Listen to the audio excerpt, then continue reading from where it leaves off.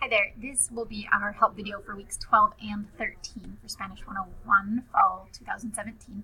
I apologize for not getting a video out last week. Things just didn't quite work out like I was hoping to be able to do it while I was traveling last week. So this week I will talk about those questions that that people provided in the document in the announcements where I asked for questions to address in the help video.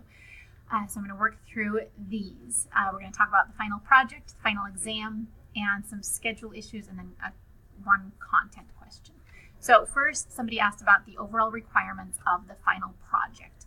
So I always get questions about the length requirement, and because you are proposing your own topics, the length is going to vary depending on kind of what approach you're taking. Someone who's doing an advertisement for a business is probably not going to have as high a word count as someone who is talking about their daily routines and a typical day in their life. So instead of having it be a word count, what I ask you to think about is make sure that you include those 20 vocabulary words that you identified. Some people find it helpful to highlight those as they type out their project, just to make sure that they are including at least 20 vocabulary words from chapters 1 through 5. And then also just think about how this project and what you've written demonstrates what you've learned this semester. So if you feel like it's a little bit light and it's not a real accurate representation of how much you learned this semester, then maybe see if you can find a way to beef it up. But again, there's not a specific length or word requirement for it. Look at the rubric too if you have questions about how it's going to be graded, because I only grade based on that rubric.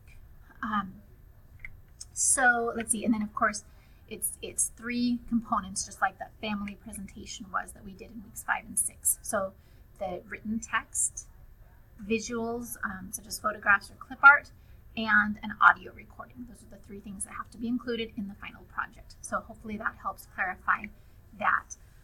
The next questions were about the final exam. So how the final will go, how early we can schedule our test. The test has already been sent to the testing center, so you can schedule it at any time. And in terms of how it's laid out, it'll be similar to all of your other tests that you've taken, probably most similar to the Chapter 3 exam, because there won't be listening questions on the final exam, just like there weren't on the Chapter 3 exam. And let's see, so you can schedule it now. It'll be similar in structure to the Chapter 3 exam. Can we take a note card to the final? Yes, exactly the same as the Chapter 3 proctored test. So it's a closed book. You may not take your textbook, and you may not use any other resources, outside resources or websites. So you can take a single 3x5 card of handwritten notes. You can write on the front and back of that card.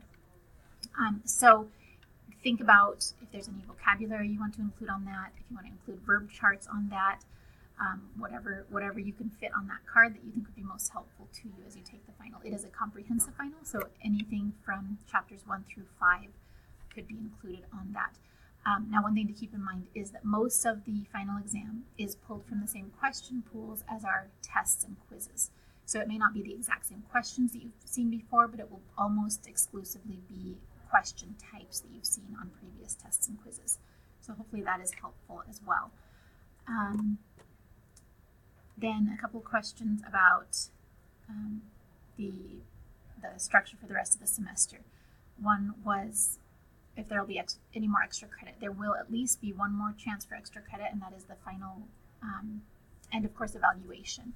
So if you complete that, then you will get 5 points of extra credit, and there may be other opportunities. Just watch the announcements for that. Let's see. What was the next question? What the rest of the semester will look like. I posted an announcement on this last Sunday that outlined kind of what the big deals were for the rest of the semester. So this week is we did part 1 of chapter 5, the quiz, work on the final project. Week 14, which is after Thanksgiving, is the second part of chapter 5, but we have a live chat, a quiz, and the final project is due. So one person asked about that that I had mentioned in an announcement that next week would be a heavier week. And yes, you're correct in assuming that means the week after Thanksgiving. So nothing will be due the week of Thanksgiving. So week 14 is after Thanksgiving. And let's see. Back to the outline for the rest of the semester. Then in week 15, we have the the third part of chapter 5, so the culture and application and discussion board. And then week 16 is the final exam. It's a 2-hour test. It's already been sent to the testing center. It will be available December 9th through December 15th. So I would recommend that you get it scheduled as soon as possible before those time slots start to fill up. And then the final question was about the usted, él and ella forms, and then the ustedes and ellos and ellas, and why those are the same. So it's kind of like in English, the way that the verb conjugations are the same for different subjects. So like I walk, you walk, we walk, those all have the same verb conjugation. It's just the way the language has evolved.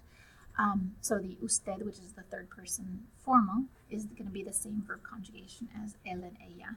And then the plural of all of those are congruent as well. So the ustedes form is the same as the ellos and ellas conjugation. So it's just the way the language works. And anyway, I hope that answered all of your questions. If you still have any questions, shoot me an email, and I will see you all online.